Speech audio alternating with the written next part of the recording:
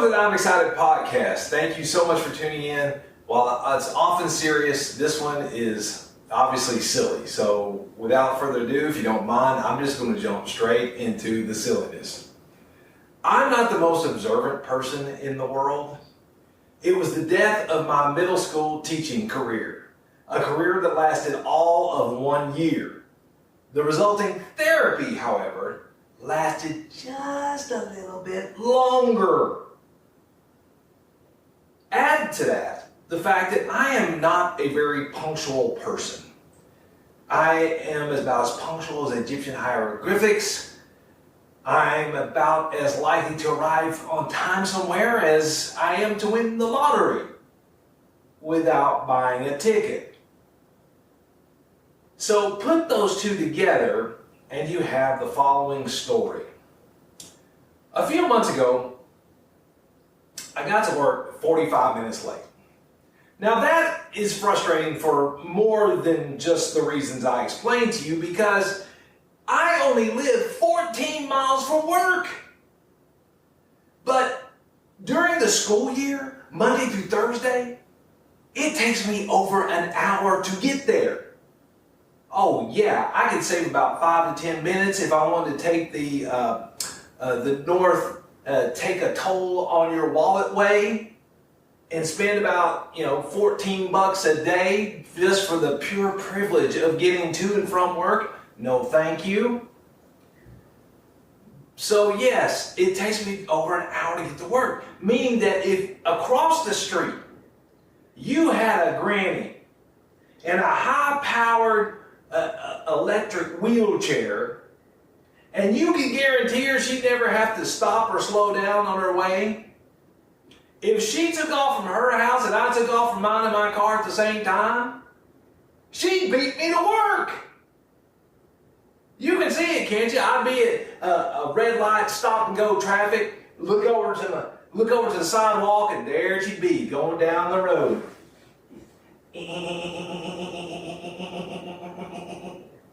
And you just know she, turn her head and give me that evil granny grin.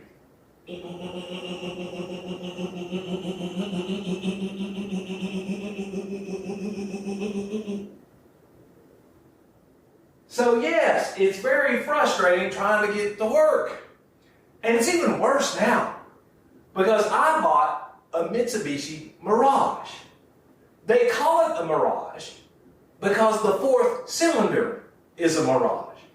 That engine only has 3 cylinders. They don't measure that engine in terms of horsepower. They measure it in terms of pony power. And forget gunning it. Oh yeah, you can bow and arrow it every now and then. Water pistol it maybe.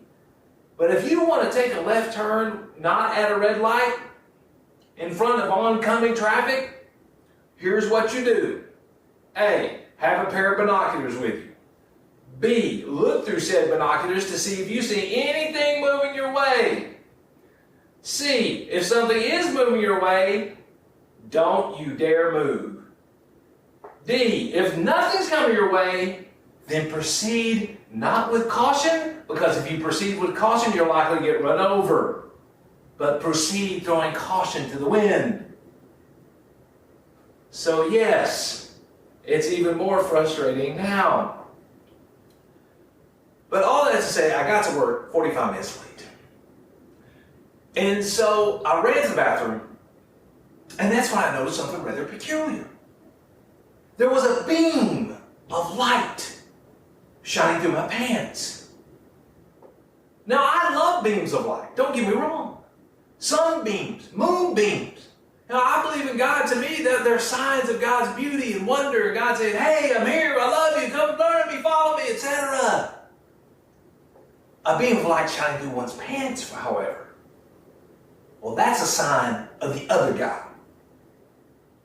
And so I looked closely, and sure enough, I had a very big problem in a very bad place.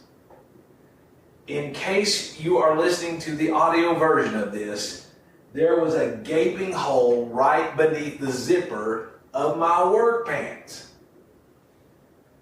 So I thought to myself, what am I going to do? I can't just take another hour to go back home. I got to get to work. And so I said to myself, okay, let's just calmly get back to our desk, just kind of smoothly, casually. No one will notice a thing, and then we'll just go from there. So yes, I casually walked back to my desk. Looked like my grandfather did after he had 2 artificial hips, walking duck style.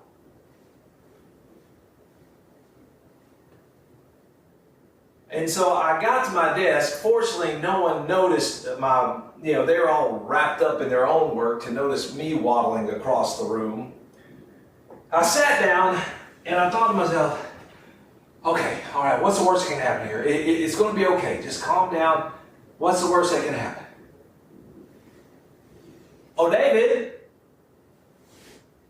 It was my manager. Sir? Sir? Yes, sir? I want you to come over here and look at something with me. Oh, you want me to get up and come stand by you while you sit there and show me something on your screen? Yes. Sure. No problem. So he goes back to his desk, which fortunately was not very far from mine. I'll walk over there and stand as if my legs had been super glued together and then bound by zip ties. And my poor boss, he's, explaining whatever in the world he was wanting to explain to me in that moment.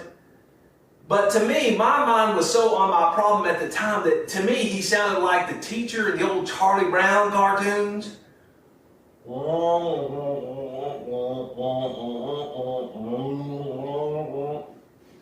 And fortunately / unfortunately, because I am a master at faking that I'm listening, I just asked my son and my wife. I was just, yes, sir. I'll get right on that, sir, without really having a clue as to what he was talking about. So he finishes up, doesn't notice a thing. I get back to my desk. And so I'm sitting there thinking, what in the world am I going to do? I can't just, waddle my way around the office the rest of the day. And that is when years upon years of Bible training came into such wonderful use. Came in oh so handy, literally. Because, believe it or not, in one of the very first stories of the Bible, they had a very similar problem. Adam and Eve, when they ate the forbidden fruit and then all of a sudden realized that birthday suits had gone out of style. So what did they do? They sewed fig leaves together. And that's basically what I did the rest of the day. I fig leafed my way around the office. Everywhere I went, I conveniently had something in my hand in a very strategic place. Paper plate. Oh, I sure am hungry today. Paper towel. Oh, you just never know when I'm going to spill something. Okay, that part is true. In fact, I was so bad at spilling things as a child that to this day, I literally suffer from PTSD, post-traumatic spill disorder. I got so many death stares from my sisters and my dad. Now, Mom couldn't, her death stare was about as threatening as the purr of a kitten. Okay, but yes, for the rest of them, I got so many death stares and I just freaked out so badly from all the spills that I kid you not, about a month ago, my wife and I were on the couch watching K-drama. K-drama, most of it is romantic stuff. Think Hallmark movies, except it's spread out over a TV series. And they actually put some thought into the plot. So yes, we're watching K-drama, drama, and all of a sudden, without warning, a drink spills. My literal reaction was, if you had no idea what I was watching, and you just saw my reaction, you would have thought I was watching a horror flick. Well, for me, it was Nightmare on Spill Street. So, yes, even to this day, I freak out at spills.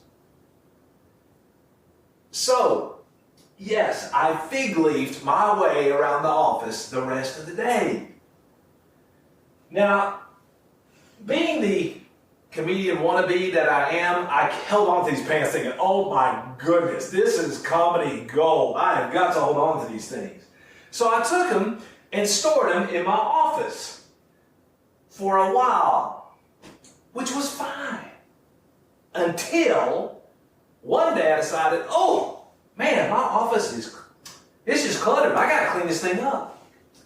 So I took the pants with the hole in them and laid them off to the side of the pants that I normally wear. Great idea. What could go wrong with that, being as observant as I am? So sure enough, a few weeks later, I'm on my way to work, stop at a gas station. I get the handle, I turn, only to notice the reason that my pants had been air conditioned all morning. Once again, I was wearing the holey ones. But fortunately, that day, I was by a Target, so I just ran over there to Target and got some it fits close enough pair of work pants and made it through the day. Well, Dave, I'm so glad you learned your lesson, didn't embarrass yourself like that again.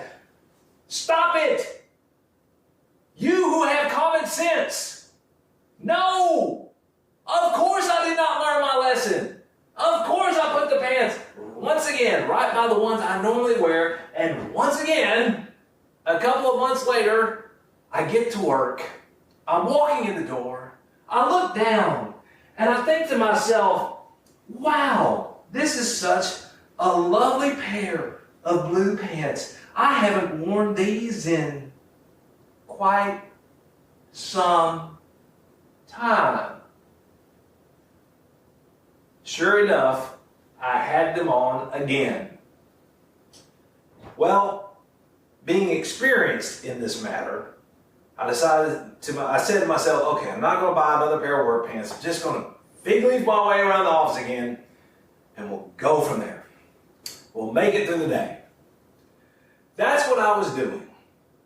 In fact, at one point, I was walking around, maybe it was a paper plate, maybe it was a paper towel. I had my wireless headphones on, listening to one of our meetings about information security.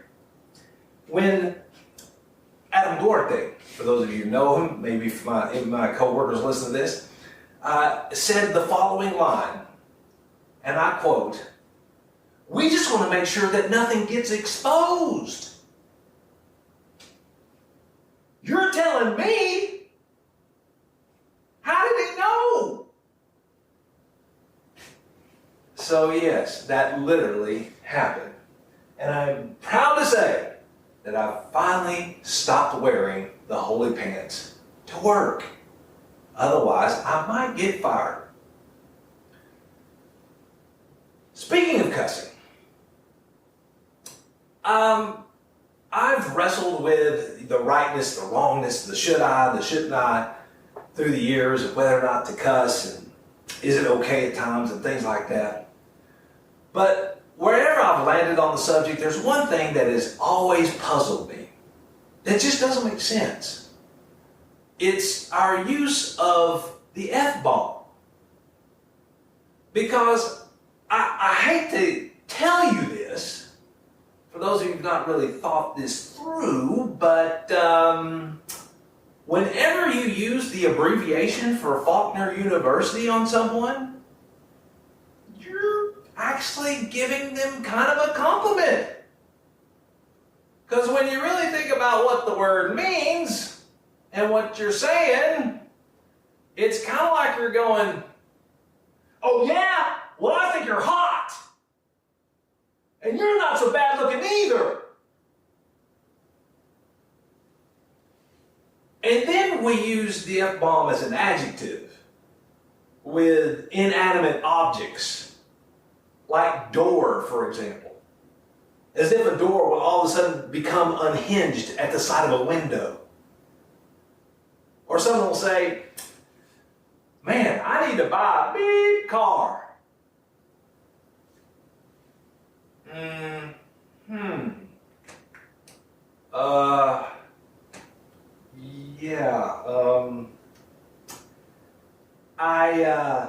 I know there's been advances in automobile technology, a lot of them lately, but I really don't think they've come out with a car that does that yet.